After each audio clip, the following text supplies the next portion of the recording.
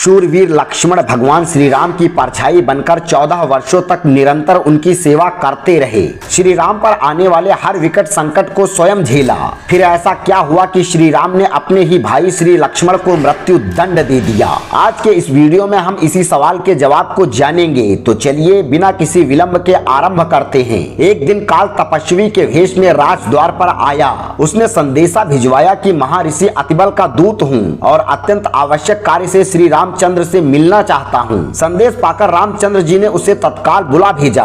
काल के उपस्थित होने पर श्री राम ने उन्हें सत्कार पूर्वक यथोचित आसन दिया और महर्षि अतबल का संदेश सुनाने का आग्रह किया। यह सुनकर मुनिवेशधारी काल ने कहा, यह बात अत्यंत गोपनीय है। यहाँ हम दोनों के अतिरिक्त कोई तीसरा व्यक्ति नहीं रहना चाहिए। मैं आपको इसी शर्त पर उनका संदेश दे सकता हूँ कि यदि बातचीत के समय कोई व्यक्ति आ जाए तो आप उसका वध कर देंगे। श्री राम ने काल की बात मानकर लक्ष्मण से कहा, तुम इस समय द्वारपाल को विदा कर दो और स्वयं ड्योढ़ी पर जाकर खड़े हो जाओ। ध्यान रहे इन मुनि के जाने तक कोई यहाँ आने न पाए। जो भी आएगा मेरे द्वारा मारा जाएगा। जब लक्ष्मण वहाँ से चले गए तो उन्होंने काल से महर्षि का संदेश सुनाने के लिए आग्रह किया। उनकी बात सुनकर काल बोला, मैं आपकी माया द्वारा उत्पन्न आपका पुत्र काल हूँ। ब्रह्मा जी ने कहलाया है कि आपने लोगों की रक्षा करने के लिए जो प्रतिज्ञा की थी वह पूरी हो गई। अब आपके स्वर्ग लौटने का समय हो गया है। वैसे आप अभी यहाँ रहना चाहें तो आपकी इच्छा है। यह सुनकर श्री राम ने कहा, जब मेरा कार्य पूर्ण हो गया तो फिर मैं यहाँ रहकर क्या करूँगा। मैं शीघ्र ही अपने लोक को लौटूंगा।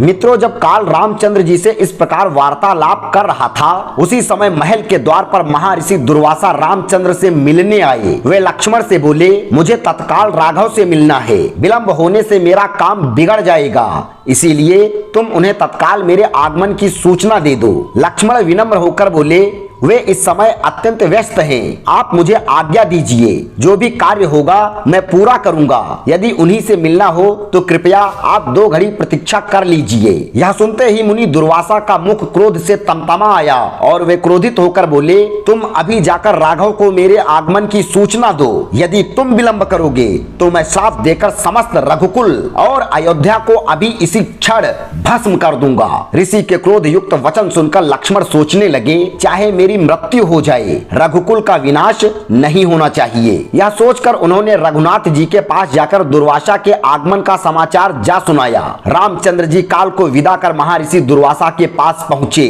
उन्हें देखकर दुर्वासा ऋषि ने कहा, रघुनंदन, मैंने दीर्घ काल तक उपवास करके आज इसी क्षण अपना व्रत खोलने का निश्चय किया है। इसीलिए तुम्हारे यहाँ जो भी भोजन तैयार हो तत्काल मंगाओ और श्रद्धा पूर्वक मुझे खिलाओ। रामचंद्र जी ने उन्हें सब प्रकार से संतुष्ट कर विदा किया। फिर वे काल के दिए गए वचन को स्मरण कर भावी भ्रात वियोग की आशंका से अत्यंत दुखी हुए। श्री राम को दुखी देखकर लक्ष्मण बोले, प्रभु, यह तो काल की गति है। आप दुखी न हो और निश्चिंत होकर मेरा वध करके अपनी प्रतिज्ञा पूरी करें। लक्ष्मण की बात सुनकर वे और भी व्याकुल हो गए। उन्होंने गुरु वशिष्ठ तथा मंत्रियों को बुलाकर उन्हें संपूर्ण वृतांत सुनाया। यह सुनकर वशिष्ठ जी बोले, राघव, आप सबको शीघ्र ही यह संसार त्याग कर अपने अपने लोकों को जाना है। इसका प्रारंभ सीता के प्रस्थान से हो चुका है। इसीलिए आप लक्ष्मण का परित्याग कर अपनी प्रतिज्ञा पूरी करें। प्रतिज्ञा नष्ट होने से धर्म का लोप हो जाता है। साधु पुरुषों का त्याग करना उनके वध करने के समान ही होता है। गुरु वशिष्ठ की सम्मति पाकर श्री राम ने दुखी मन से लक्ष्मण का